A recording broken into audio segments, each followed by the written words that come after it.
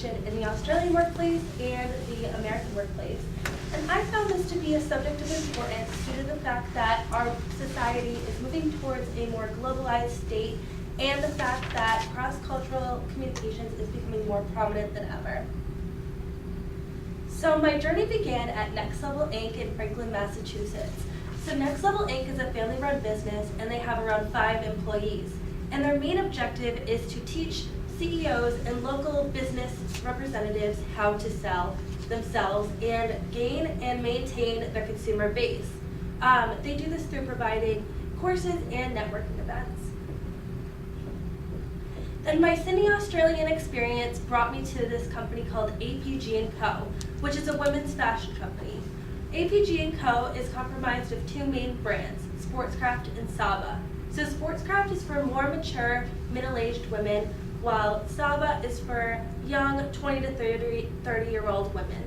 And it spans across the entire nation, but their main corporate office is in Sydney, Australia, and they have around 1,000 to 5,000 corporate employees.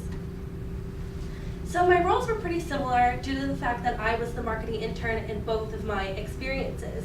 So the similarities really stemmed from the fact that I worked with a marketing calendar and I was able to network among various different groups of people.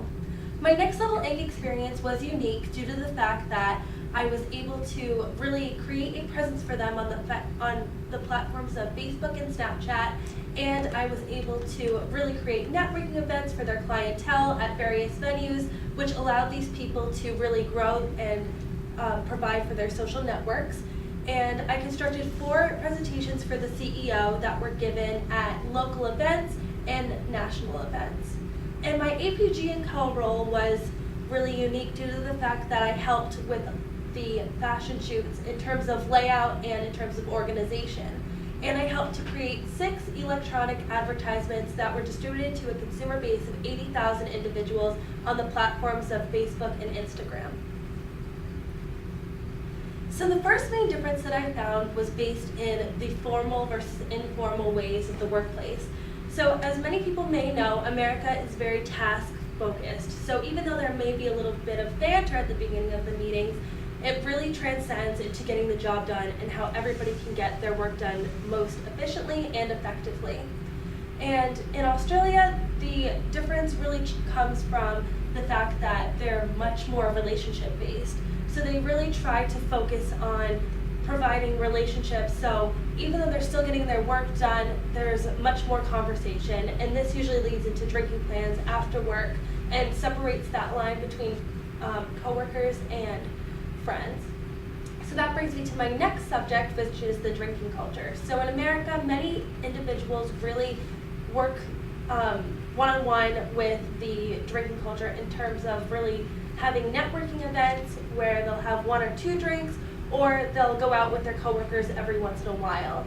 But in terms of Australia, it's very different due to the fact that they really go out every weekend with their coworkers and they really work hard to have a social life within their workplace. So the next subject that I found of comparison was the office humor. So in both of these situations, office humor is really being used to create and generate relationships. However, in America, we really tend to self-mock. So we make fun of ourselves and we really don't want to hurt other people's feelings, and if we make fun of others, we're really politically correct about it. However, in Australia, they're not really afraid to push that boundary, so they'll really use sarcastic undertones and they'll kind of push the boundary and make sure that people really get a kick out of what they're saying versus worrying about what others may think.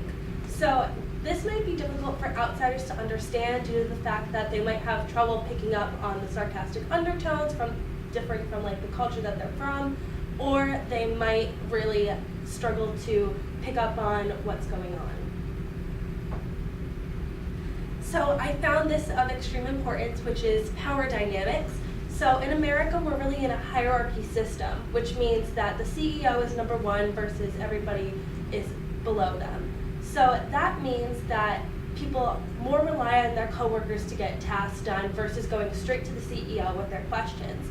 And this is due to the fact that they might be intimidated by the CEO, or they might just feel like they have more in common with their fellow coworkers. But in Australia, everybody is seen as being equal, and we're on a one-on-one mentoring process. So we work directly with the CEO and really work in an equal setting. And even though this factor didn't affect me, I found this extremely important due to the fact that at both of my orientations, we really spoke about maternity and vacation leave. So in Australia, they really put that emphasis on the relationship between the mother and the child. So it really results in paid maternity leave. Versus in America, they don't have paid maternity leave because they really focus on the reliance of a good workforce.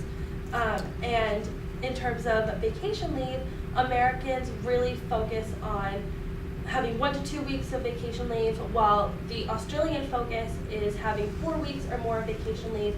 So they actually have the opportunity to have up to 4 months due to the fact that they can pay through their salaries. And this is subject to change due to the fact that many companies might have differing opinions or different views on this subject. So to conclude, working cross-culturally is extremely important because it really has an impact on workplace success rates.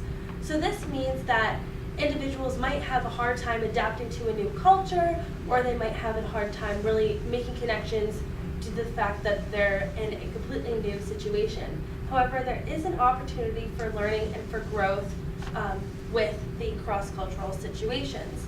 And my main differences that I found in my experience were the processes of formality, humor within the workplace, power dynamics, and maternity and vacation leave. Thank you.